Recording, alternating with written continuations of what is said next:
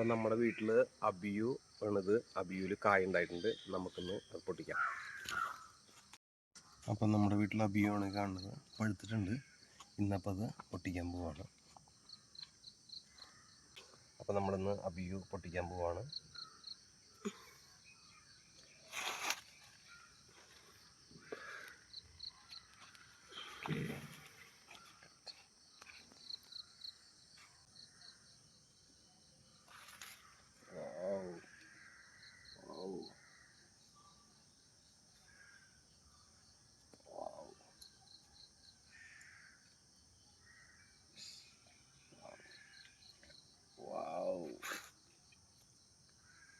Super super എന്ത് super. Super.